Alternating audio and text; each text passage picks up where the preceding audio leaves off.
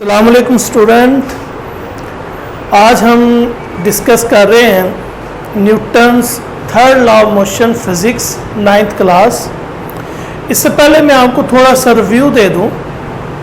Newton के जो हमने न्यूटन का जो फर्स्ट एंड सेकंड जो हमने लॉ डिस्कस किया है उसका थोड़ा रिव्यू ले लें और फिर हम चलते हैं न्यूटन थर्ड लॉ के ऊपर। न्यूटन का फर्स्ट लॉ ये था कि अगर कोई चीज़ जहाँ पे पड़ी हुई है वो पड़ी रहेगी जब तक उसके ऊपर कोई नेट फोर्स एक्ट जब तक उसके ऊपर कोई एक्सटर्नल फोर्स एक्ट ना करे तब तक वो बॉडी रेस्ट में है तो रेस्ट में रहेगा।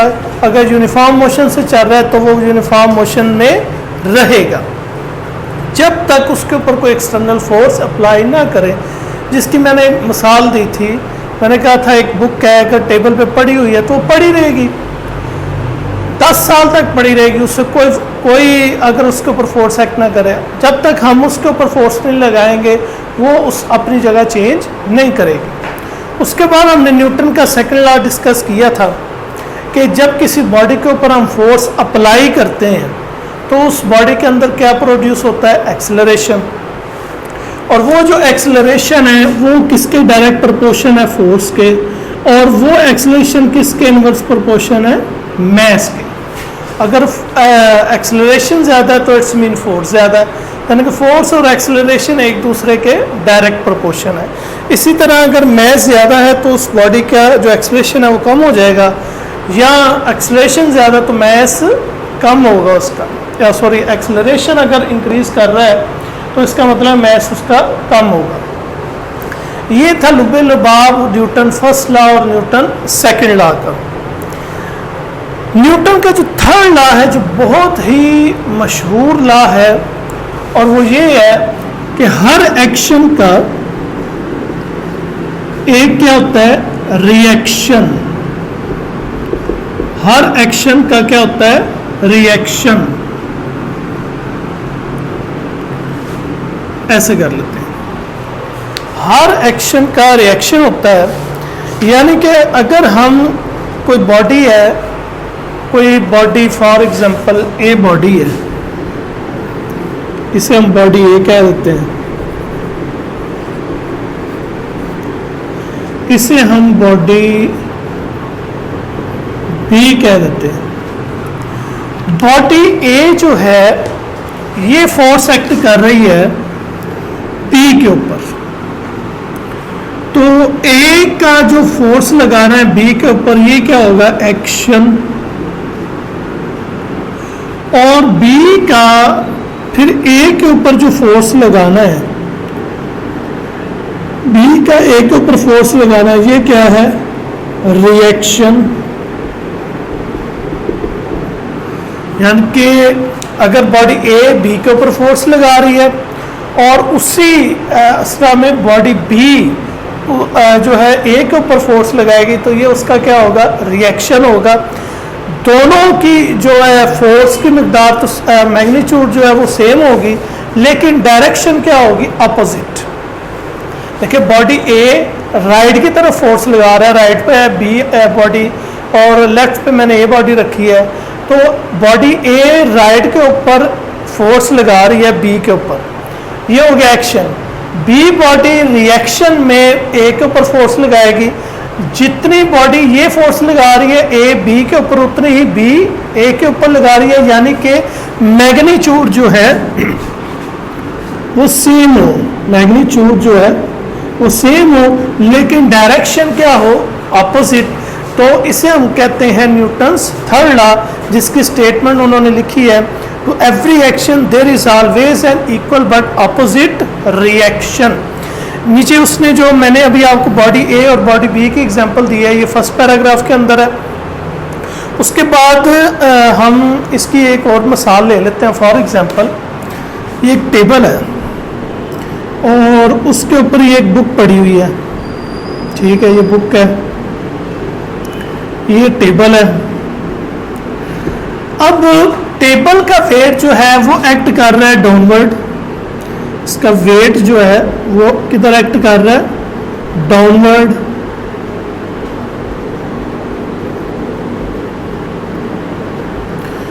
और टेबल ने इस बुक का वेट की तरफ उठाया हुआ है अपवर्ड, अपवर्ड। अब बुक का जो है एक्शन यानी कि वेट जो है वो एक्ट कर रहा है डाउनवर्ड, तो ये इसका क्या होगा एक्शन। अब रिएक्शन में क्या हुआ है, टेबल ने इस वेट का जो है इस बुक का जो वेट है वो किधर उठाया हुआ है अपवर्ड, तो एक्शन और रिएक्शन इक्वल हुए, लेकिन दोनों जो हैं दोनों की जो नेट फोर्स है वो जीरो है बॉडी रेस्ट में, यानी कि एक्शन हो रहा है डाउनवर्ड और रिएक्शन टेबल का बुक के ऊपर हो रहा है अपवर्ड। इसी तरह अगर इसकी एक और मिसाल ले लें हम, ये बैलून है फॉर एग्जांपल, ये बैलून है, इसके अंदर एयर फिल है। अब आपने देखा होगा कि बैलून के अंदर अगर एयर फिल है और हम उससे छोड़ते हैं तो होता क्या है, एयर रश आउट होती है बाहर की तरफ, रश आउट यानी कि बाहर की तरफ आती है, और बैलून जो है ना इधर अवे जा रहा होता है यानी कि दूसरी तरफ जाता है। होता क्या है, सबसे पहले एक्शन होता है बैलून का एयर के ऊपर, बैलून का एयर में जो है एक्शन होगा और एयर जो है वो बाहर की तरफ निकलेगी। रिएक्शन में जो है वो एयर बैलून के ऊपर फोर्स लगा रहा है बैकवर्ड और बैलून पीछे की तरफ जाता है। इसी तरह अगर हम रॉकेट की एग्जांपल ले लें तो फॉर एग्जांपल ये रॉकेट है,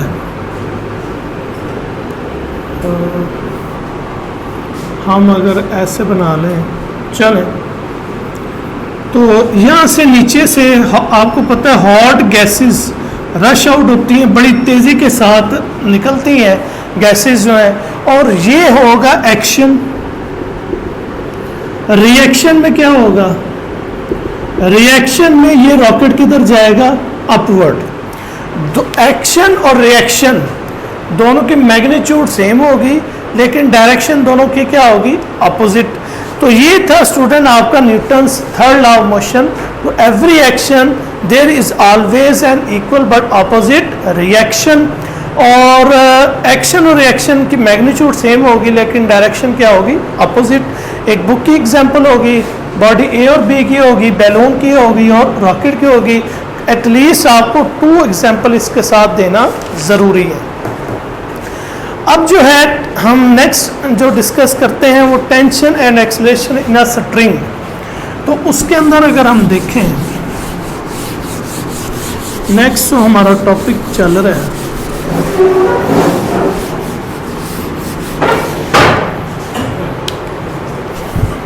tension, tension in a string.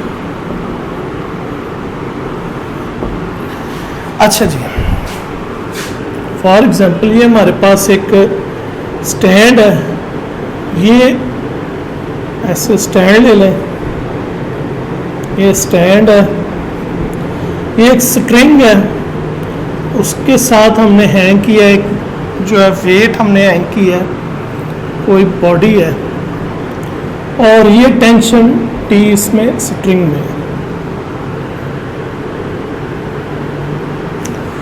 अब जरा यहाँ से वो से देखें टेंशन इन अ स्ट्रिंग क्या है। हमारे पास एक स्टैंड है, हमने स्टैंड के एक एंड से हमने एक स्ट्रिंग ली, उसका एक एंड स्टैंड के साथ हमने बांध दिया, दूसरे एंड के साथ हमने एक वेट हैंग कर दिया। वेट किधर कर रहा है डाउनवर्ड, और जो स्ट्रिंग है ये किधर एक्ट कर रही है अपवर्ड।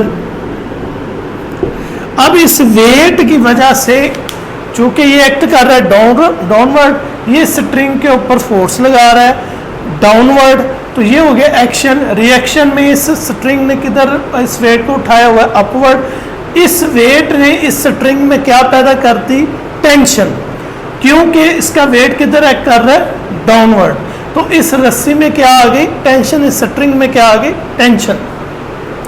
तो वेट एक्ट कर रहा है डाउनवर्ड, रस्सी किधर एक्ट कर रही है, अपवर्ड, और ये पैदा कर रहा है इसके अंदर जो है स्ट्रिंग के अंदर टेंशन प्रोड्यूस कर रहा है, और वो प्रोड्यूस कैसे हो रही है, इस वेट की वजह से।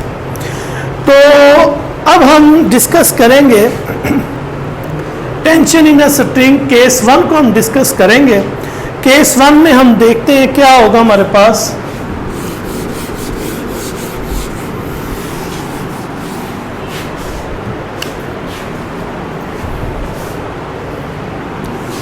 टेंशन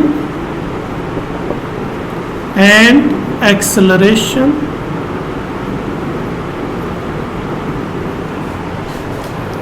इन अ स्ट्रिंग, ये इसे हम केस 1 भी बोलते हैं, केस 1।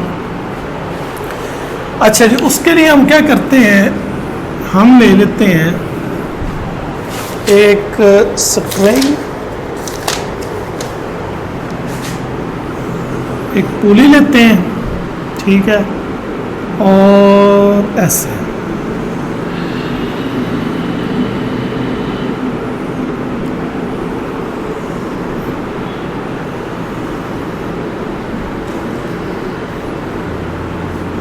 दो मैसेज लेंगे, एक को ए का नाम दे देते हैं, बॉडी ए, दूसरी बॉडी बी है, एक M1 है मैस, एक M2 मैस है, ये टेंशन T इधर है, ये टेंशन T इधर पैदा हो रहा है क्योंकि वेट नीचे एक्ट कर रहा है, टेंशन ऊपर एक्ट कर रही है। यहाँ पर ये वेट M1G नीचे एक्ट कर रहा है, और ये वेट M2G नीचे एक्ट कर रहा है, और रस्सी में टेंशन पैदा हो रही है। अच्छा जी, अब ये जो केस है इसमें दो बॉडीज हैं, दोनों बॉडीज वर्टिकली डाउनवर्ड है, वर्टिकली डाउनवर्ड है। Vertical motion of two bodies attached to the ends of a string that passes over a frictionless pulley. अच्छा जी, हमने क्या करना है जी, ये एक पुली ली, पुली में से हमने स्ट्रिंग को पास किया, स्ट्रिंग के एक एंड के साथ हमने M1 मैस अटैच कर दिया और दूसरे एंड के साथ M2 मैस अटैच कर लिया। फ्रिक्शनलेस पुली है हमारे पास, हालांकि ये बात ठीक नहीं है, फ्रिक्शनलेस पुली फ्रिक्शन होती ज़रूर है। M1 मैस एक एंड के साथ अटैच है, M2 मैस एक दूसरे एंड के साथ अटैच है। M1 जो है वो ग्रेटर है M2 से, M1 जो बॉडी है इसका मैस ग्रेटर है M2 से, जिसकी वजह से ये किधर एक्ट करेगा, डाउनवर्ड, ये नीचे की तरफ जा रहा होगा, और ये M2 मैस किधर जा रहा होगा, ऊपर की तरफ जाएगा, इसके अंदर एक्सेलरेशन पैदा होगा। और याद रखें हमने न्यूटन का सेकंड लॉ पढ़ा है, न्यूटन के सेकंड लॉ के मुताबिक अगर फोर्स लगे तो फोर्स क्या प्रोड्यूस करता है, एक्सेलरेशन। इधर फोर्स किधर एक्ट हो रही है, डाउनवर्ड, क्योंकि M2 M1 मैस क्या है, ग्रेटर, ये किधर एक्ट कर रहा है, डाउनवर्ड, रस्सी में टेंशन पैदा हो रही है तो ये डाउनवर्ड एक्ट करेगा, जब फोर्स नीचे की तरफ लगेगी इसके अंदर एक्सेलरेशन पैदा होगा। अब from body A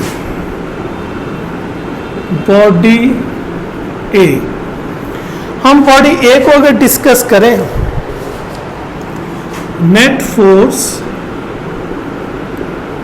act on body A according to Newton's second law, according to Newton second law, F किसके इक्वल है, ma के। चूंकि हम M1 मैस को ले रहे हैं, बॉडी A को ले रहे हैं, तो ये M1 आएगा। अब यहाँ पर दो फोर्सेस एक्ट हो रही हैं, यहाँ पर दो फोर्सेस एक्ट हो रही हैं, एक वेट की तरह एक्ट कर रहा है डाउनवर्ड, ग्रेविटी से नीचे एक्ट कर रही है, यानी कि M1G ग्रेविटी जो है, क्योंकि बॉडी जमीन की तरफ जा रहा है, ग्रेविटी पॉजिटिव होगी, G की वैल्यू पॉजिटिव होगी, और उसी असला में ये तो एक्शन हो गया according to Newton third law of motion के मुताबिक। रिएक्शन में इस स्ट्रिंग के अंदर इस वेट की वजह से क्या पैदा हुई, टेंशन वो किधर पैदा हो रही है, अपवर्ड।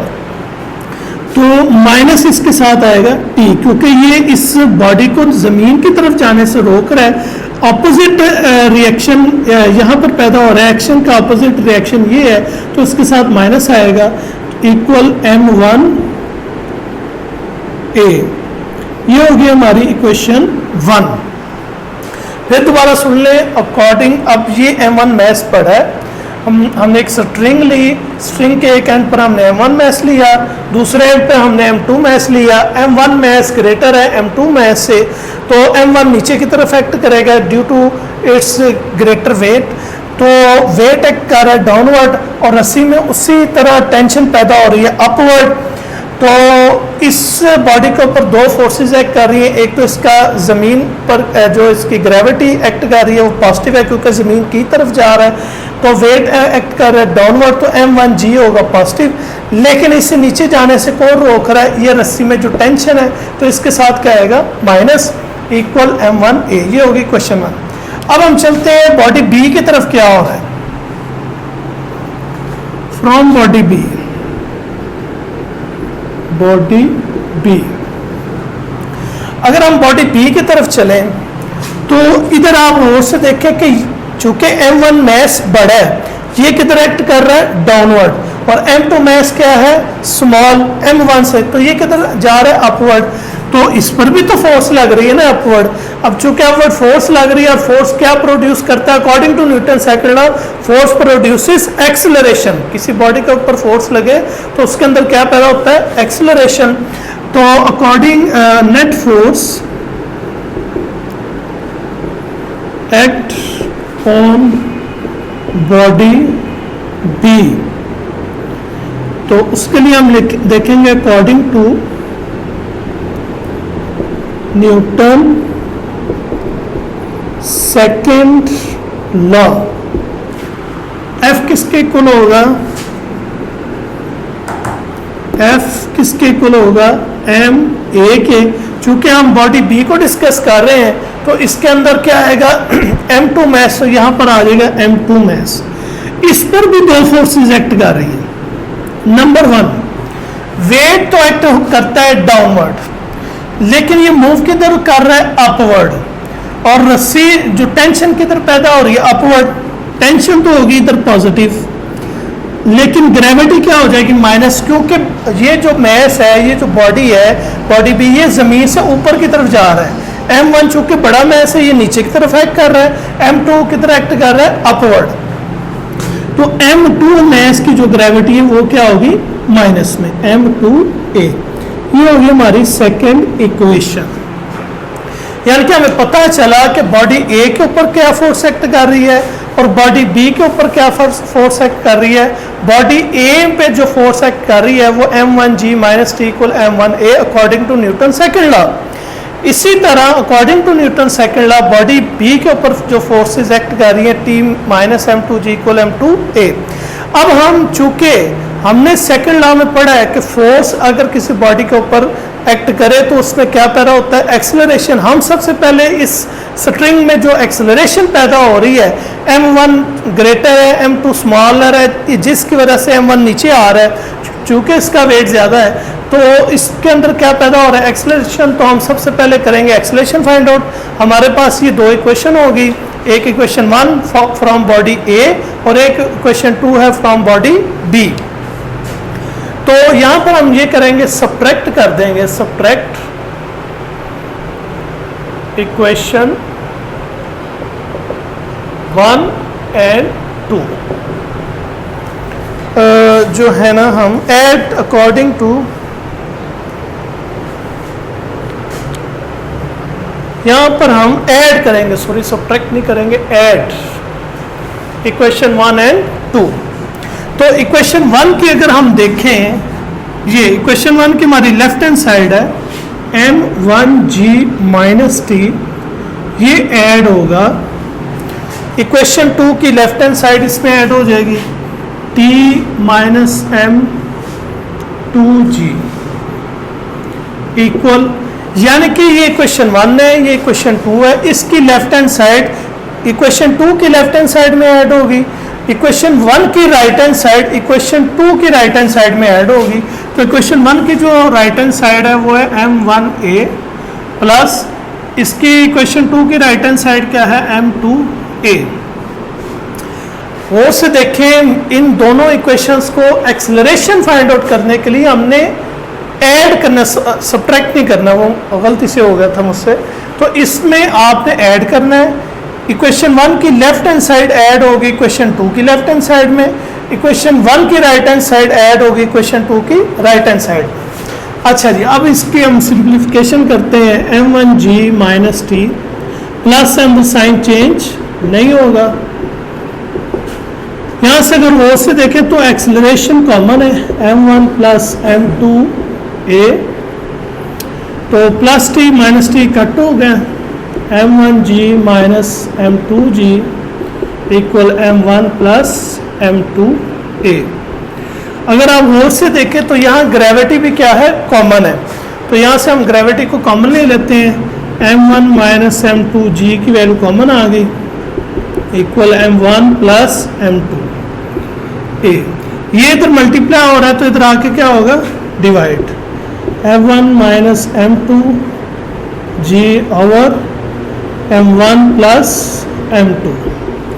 नहीं जी स्टूडेंट, ये वो एक्सेलरेशन पैदा हो रही है केस 1 के अंदर, ये वो एक्सेलरेशन पैदा हो रही है जब m1 मैस ग्रेटर हो और m2 मैस क्या हो, स्मॉल।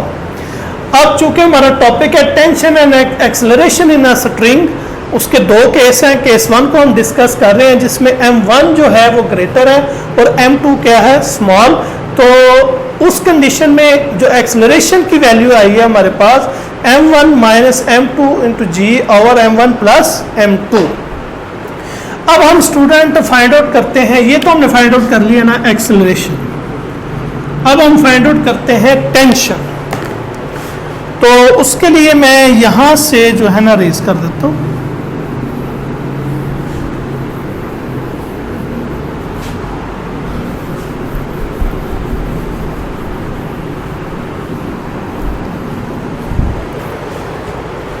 अब हम ये बॉडी बी मैंने रेज कर दी है, वो थी F इक्वल m2a। यहाँ पर दो फोर्सेस एक्ट कर रही थी, टेंशन T पॉजिटिव और m2g। ये थी हमारी सेकंड इक्वेशन।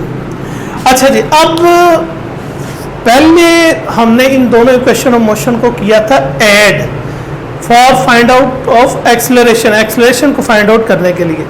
अब हम इन दोनों इक्वेशन को डिवाइड कर देते हैं, डिवाइड इक्वेशन 1 एंड 2, इन दोनों क्वेश्चंस को हम क्या करते हैं, डिवाइड। तो यहां पर हम इक्वेशन 1 की लेफ्ट हैंड साइड इक्वेशन 2 की लेफ्ट हैंड साइड से डिवाइड होगा, यानी कि m1g minus T divided by ये t माइनस m2g, फिर इस तरह इक्वल इसकी इक्वेशन 1 की राइट हैंड साइड इक्वेशन 2 की राइट हैंड साइड से डिवाइड होगी m1a ओवर m2a। तो अगर इधर गौर से देखें a तो कट हो गया, तो यहाँ बचा m1g minus t minus m2g m1 over m2। अब हम क्या करेंगे, क्रॉस मल्टीप्लिकेशन।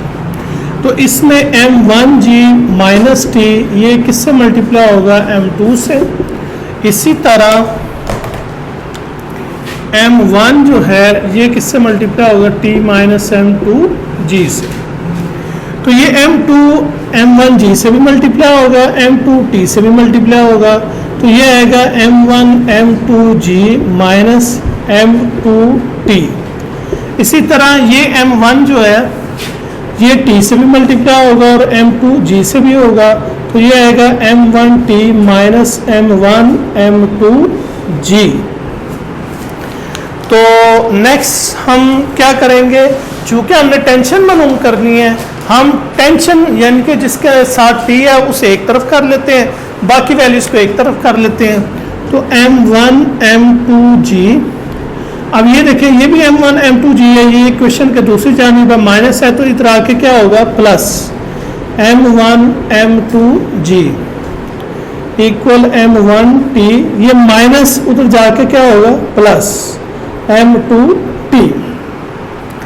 और से देखिए तो ये दोनों तो सेम वैल्यूज हैं, यानी कि अगर आपके पास दो मैंगो हैं, एक ये मैंगो है एक ये मैंगो, तो दोनों को ऐड करके कितने मैंगो होंगे 2, तो ये m1 m2g plus m1 m2g, तो ये कितना हो गया 2m1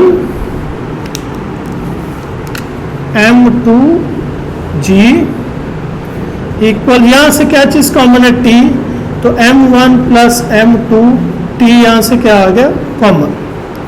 तो ये हमने चूंकि टेंशन मालूम करनी है in a string when m1 is greater than m2 according to case 1, तो m1 प्लस m2 इधर मल्टीप्लाई हो रहा है, तो इधर आके क्या होगा divide m1 plus m2।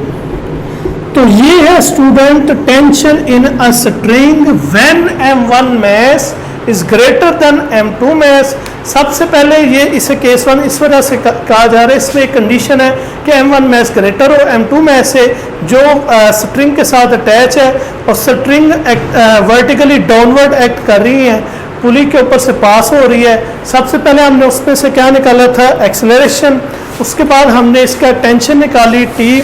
Tension का जो इसका फार्मूला है t equal 2m1 m2g over m1 plus m2। इसी तरह हमने एक्सेलरेशन इसकी फाइंड आउट की थी।